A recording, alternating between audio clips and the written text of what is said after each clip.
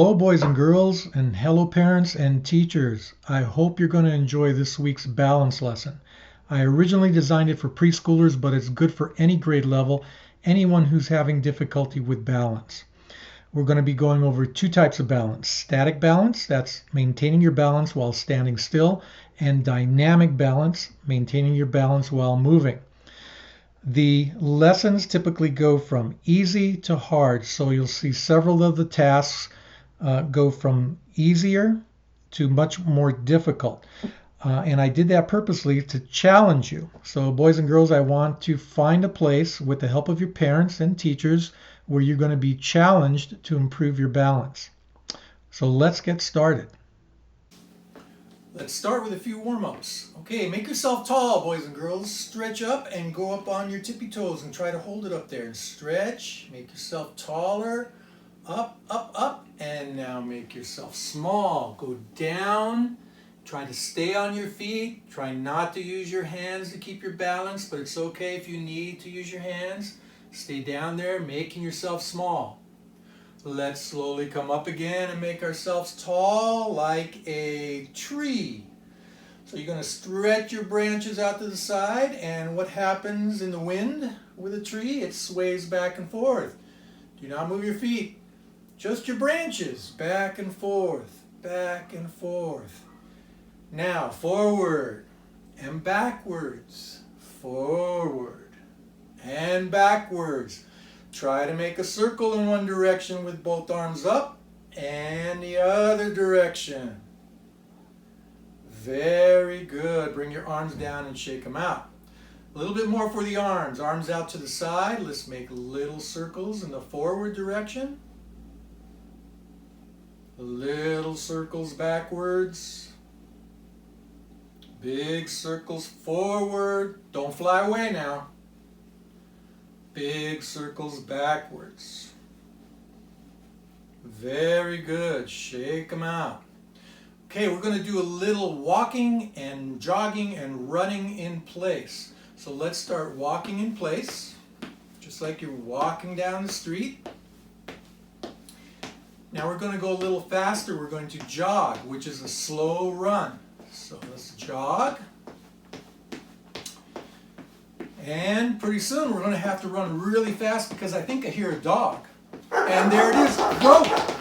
Go! Fast! Keep going! Don't stop! Keep going! Okay, stop and let's go back to a jog. And let's walk again. And what's that I hear? Oh my! Let's go fast! Go! Okay, let's slow down to a jog. And let's walk. Very good. We're going to do one more thing for the legs. We're going to march. So you're going to lift your knees up high. If you like, you can try to slap your knees to your hands. Lift them high. Keep going. Okay, heels. Kick your heels behind you and try to touch your hands. Very good.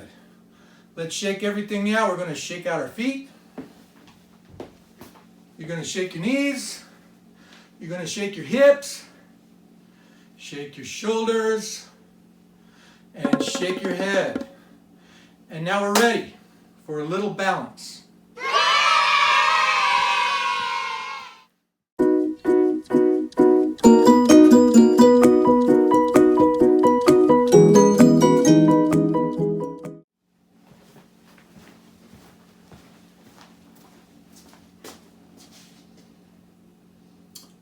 We're going to start easy, and then as we progress through the balance lesson, the tasks are going to get a little more difficult. So the easiest thing to do is to try to stand on one leg like this. But if that is a little too difficult, you can have one hand supporting you on a piece of furniture, or you can have somebody holding your hand and try to keep that leg up for as long as you can. Okay? Another way to help you out is if you have a stick and nobody to hold your hand, you can try to put the stick down to help you too. But if you can eventually work yourself up to standing on one leg all by yourself and see how long you can do that. A little bit more difficult, a little bit more of a challenge is to try to have one foot on top of a ball and stand. You don't need to move the ball, but this is a little greater challenge. It's a little more difficult to do this than just standing with your leg up without anything underneath it or without holding on to anything. Now, to make this a little more difficult, you could try to move the ball forward and backwards, left and right, without losing your balance.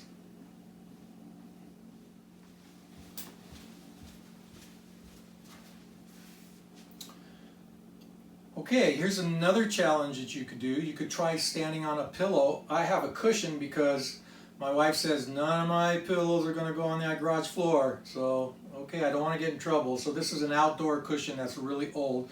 But if you're doing this inside on a carpet or a clean floor, take your shoes off, have some nice clean socks on, and try standing on a pillow with keeping your balance. Try to be as still as possible. You could try it with both feet.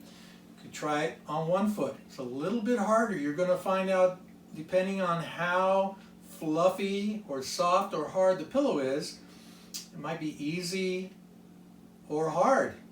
So try that out. It's a little extra challenge for you.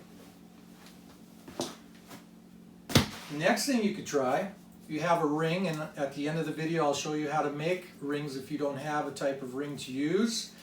You could try standing on one foot and having someone throw the ring onto your foot. So you're going to have to be watching and try to catch the ring. Or you could try doing it yourself. Pretty good for an old man, huh?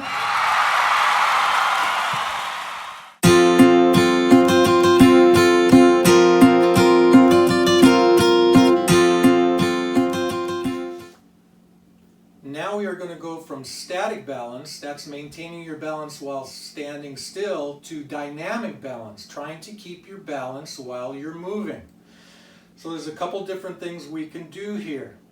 If you have a 2x4, it could be 4 to 6 feet in length, is adequate. You can try stepping up on it, and if you can, by yourself, just walking the whole length of the 2x4. If that's easy, you can try turning around on the 2x4 and going back, walking backwards on the 2x4. If that's too difficult for you, you can still get up on the 2x4 and have someone hold your hand as you do it.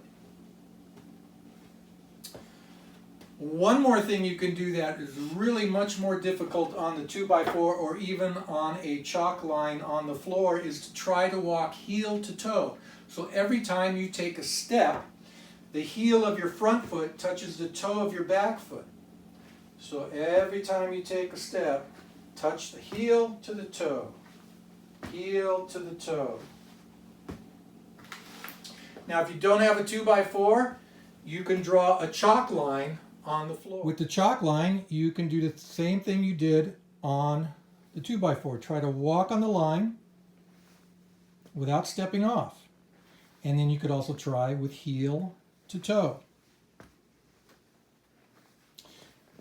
Another thing you can use instead of chalk or 2x4 is a piece of rope. If you had a piece of rope, you could just lay it down in a straight line and step on top of that piece of rope. Try not to fall on. Another excellent activity is the obstacle course. You can use household items to set up an obstacle course across the floor. What you're looking for is to have your child move around, through, jump over, step over, balance on top of different objects, and to do that without losing their balance or knocking the objects over. So for this obstacle course, I have a short little balance beam, 2x4. I'm going to step over a box. I'm going to go in between the trash cans, and I'm going to come back the other way. Step over, walk across. Obstacle courses are excellent not only for balance but for motor planning and to practice different locomotor skills like jumping, hopping, and I highly recommend obstacle courses if you can tolerate bringing out a lot of stuff onto your floor and having your kids go through it. It really will be beneficial for them.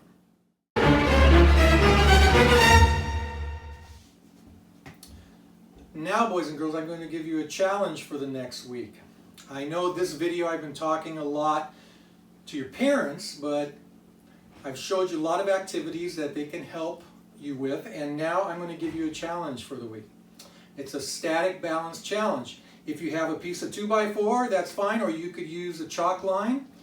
You don't have to have a dog in your hand, but I wanted to bring out Sadie because she asked me if she could have a speaking part in this video because she didn't get one in my last video, so she feels neglected. But I'd like to see if you could stand heel to toe. Whoa, Sadie. And let's see how long you can stand heel to toe. Try to see if you could do it for a minute. If you could do it for a minute, it's good. But if you could even do it for 3 or 4 or 5 seconds, that's good too. And you could always try it just on the floor, heel to toe. So the heel of your front foot is touching the toe of your back foot. How am I doing, Sadie? Yeah? All right, boys and girls, that's your assignment for the week. Good luck. That was very scary. Balancing is hard, isn't it, boys and girls? I will now show you how to make rings out of things that you may have around the house. So one of them you can make out of a piece of rope. I have found that about 18 or 19 inches of rope will make a nice 5 to 6 inch diameter circle or ring. So you have your rope, you have masking tape or painter's tape. Just join the two ends together and tape them first. Wrap it several times.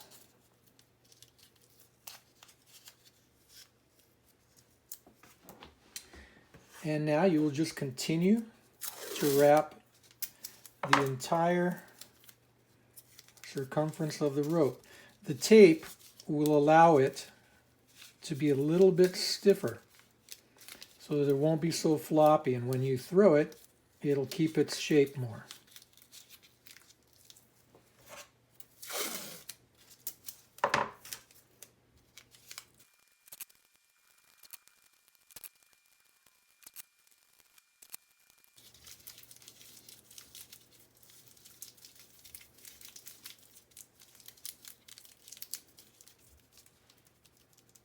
And there you have it. The next ring will be made out of a piece of cardboard. I've already drawn a circle on here. You may draw a circle on yours too. And this will be the outside circumference of the circle. Now this piece of cardboard already has a hole stamped in it, so it'll be easy for me to cut the inside part. But I'll do the outside first.